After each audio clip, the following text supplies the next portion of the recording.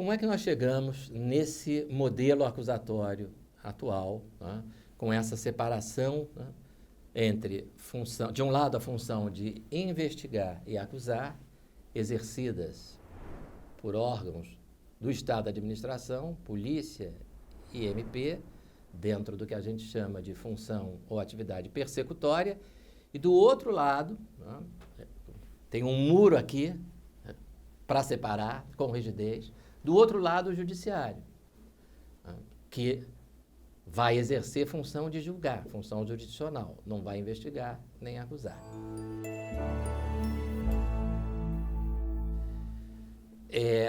Se nós tomarmos como referência a antiguidade romana, o sistema processual penal na Roma antiga era acusatório. Você podia usar aquela figura do triângulo que eu já mencionei mais de uma vez aqui. Eu tinha autor, acusando o réu se defendendo da acusação, e um juiz, um terceiro, julgando, e decidindo se o réu devia ser condenado ou absolvido. A grande diferença é que, na Roma antiga, a função de processar o réu era, sim, da vítima. A regra era o que hoje nós chamamos de ação penal privada, que hoje é exceção, né? É exceção no Brasil, em alguns países nem existe, né? Nos Estados Unidos, por exemplo, nunca existiu ação penal privada. Qualquer que seja o crime, quem processa o criminoso é a promotoria. No Brasil, nós ainda temos como exceção alguns crimes, calúnia, difamação, injúria, etc., em que não é função do Ministério Público processar o autor do crime, é da vítima. Mas isso é exceção. Na Roma antiga, era a regra. Então, se você foi vítima se o seu pai foi vítima de um homicídio, cabia a você, né, como parente da vítima, se quisesse, se pudesse, se tivesse condições também, processar o criminoso. Você tinha que colher as provas.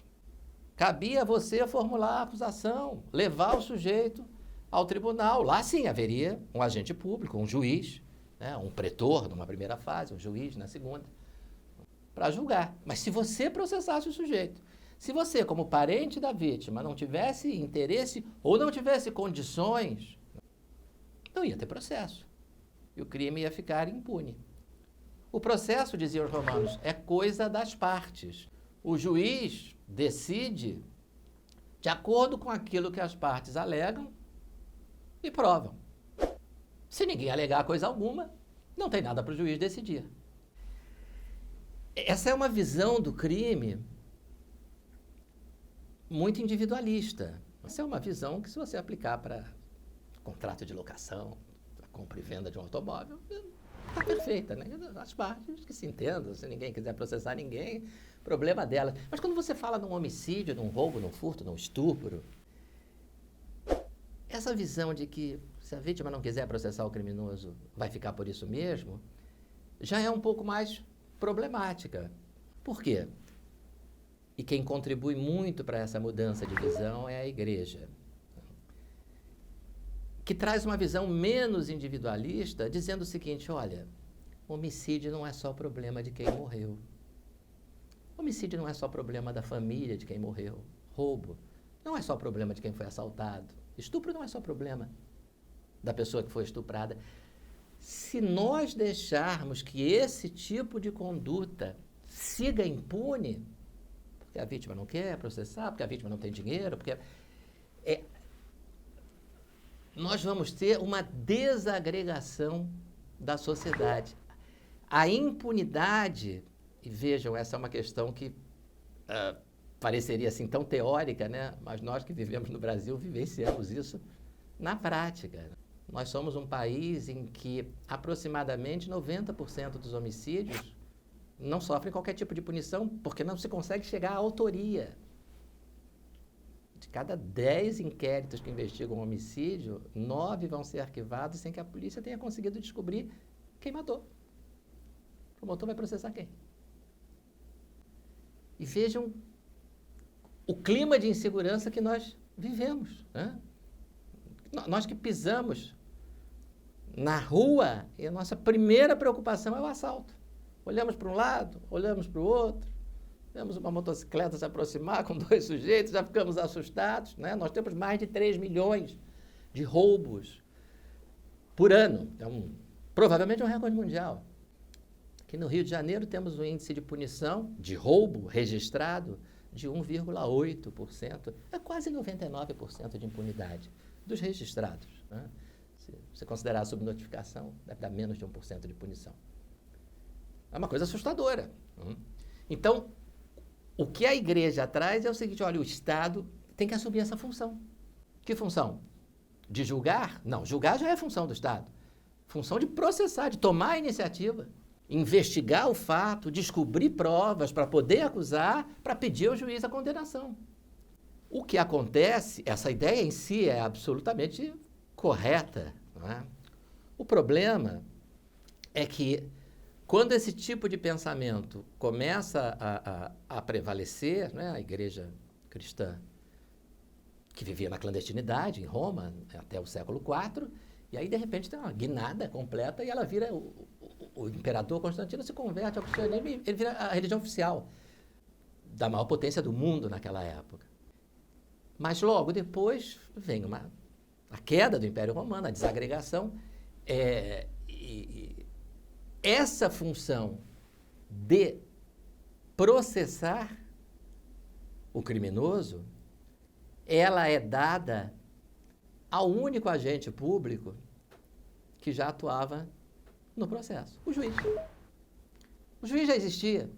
Você tem um momento de desagregação de um império, é difícil você pensar na criação de novos cargos públicos, novos órgãos, novos agentes.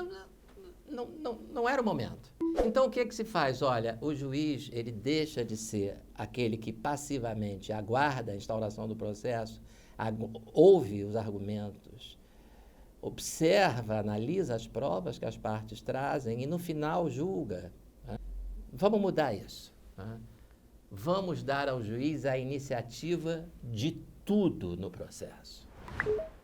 Ele investiga, e por isso ele se chama juiz inquisidor, ele colhe as provas, ele analisa as provas que ele próprio colheu e ele julga. O processo da Inquisição, essa é uma comparação que eu costumo usar para facilitar a compreensão, é o que pensem no inquérito policial, numa delegacia de polícia, a instauração de um inquérito, presidido pelo delegado. Aí pensem que quem vai presidir esse inquérito, em vez de ser o delegado, é o juiz, e no final do inquérito ele vai proferir uma sentença.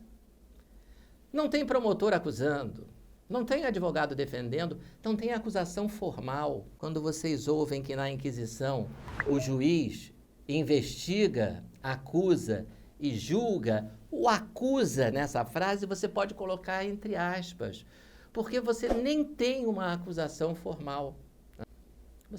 É como hoje você instaura um inquérito, você vítima, chega na delegacia e diz assim, levaram o meu carro. Mas levaram o seu carro? Como? Não, eu fui aqui, estacionei, quando voltei meu carro não estava mais lá, né? Você está acusando formalmente? Não, você está noticiando um fato. Deve ter sido um furto, né? Sei lá, teu carro não foi desintegrado, alguém deve ter furtado o seu carro.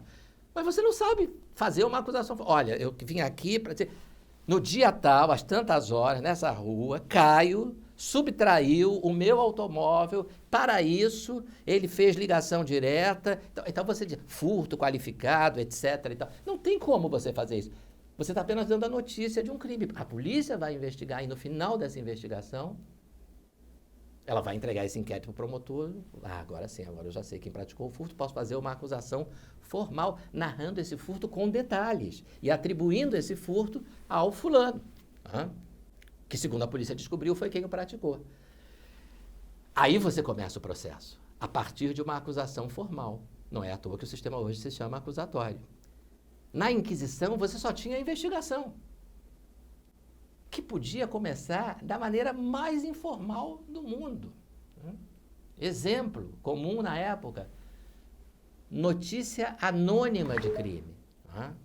Deixava-se um papel lá na Boca do Leão. Boca do Leão é uma escultura que tem em Veneza, né?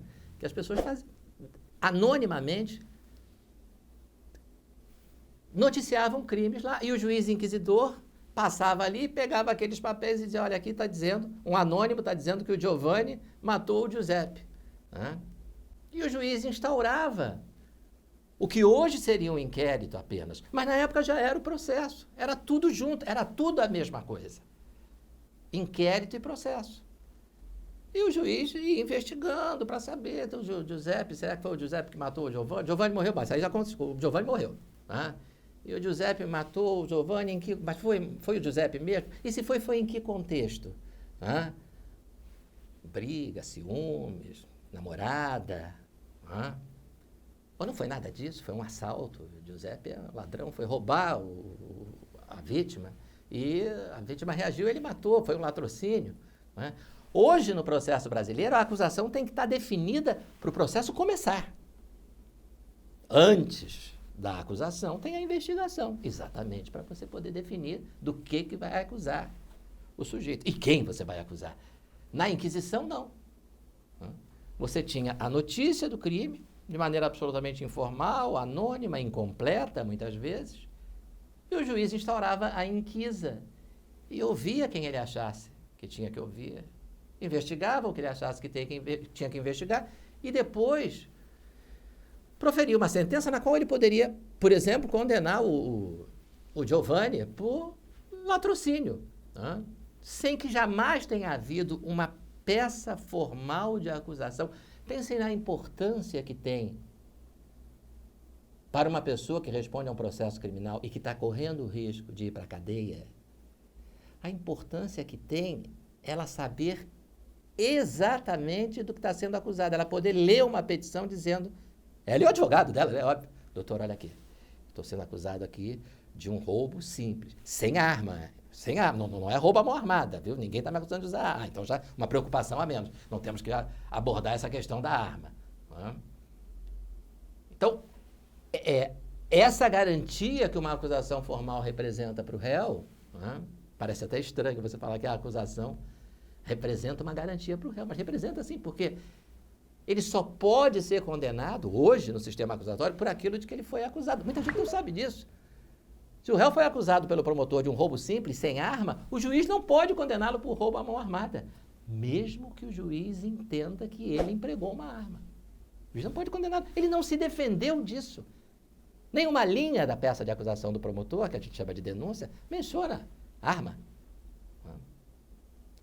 Nada disso existia na Inquisição. O juiz condenava o réu pelo que ele achasse que o réu fez. Não havia uma peça acusatória. Então, quando a gente diz que o juiz inquisidor era investigador, acusador e juiz, esse acusador é entre aspas. Porque o próprio conceito de acusação, da maneira como se vê hoje, não estava presente. Então, o que você tem na Inquisição, e essa é a parte ruim, né? É a concentração de poderes nas mãos do juiz. O juiz, a gente diz, no sistema da Inquisição, é o único sujeito processual. Né? O réu, a rigor, nem é sujeito de direitos, ele é objeto da inquisa, ele é objeto da investigação, ele é um investigado. Né?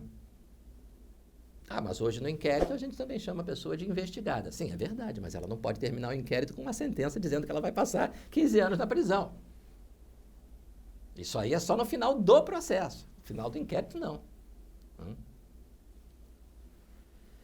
E uma outra característica da Inquisição é o sistema da prova tarifada, que é uma tentativa infeliz de limitar os poderes do juiz exatamente naquilo que ele não poderia ou não deveria ter os seus poderes limitados. Então, o juiz concentra todos os poderes.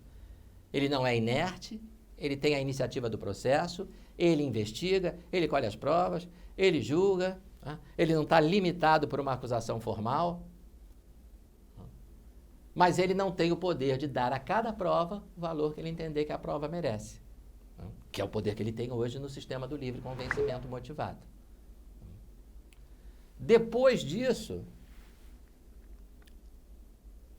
lá pelo século XIX, final do século XVIII, Revolução Francesa, começa-se a questionar esse sistema de concentração de poderes nas mãos do juiz. Vejam que interessante, aqui dá para a gente fazer um paralelo entre a questão política e a questão do processo penal. Não é? Você tem, na monarquia absoluta, a concentração de poderes nas mãos do rei. O rei faz tudo, né? O rei é o judiciário, é o legislativo, é o executivo, ele não tem limites. Né? Uma situação parecida com a do juiz inquisidor, que concentra todos os poderes no processo. O liberalismo, né? O que ele faz? Ele questiona as monarquias absolutas, ele diz que os reis precisam ter os seus poderes limitados pela Constituição e por um parlamento. Né?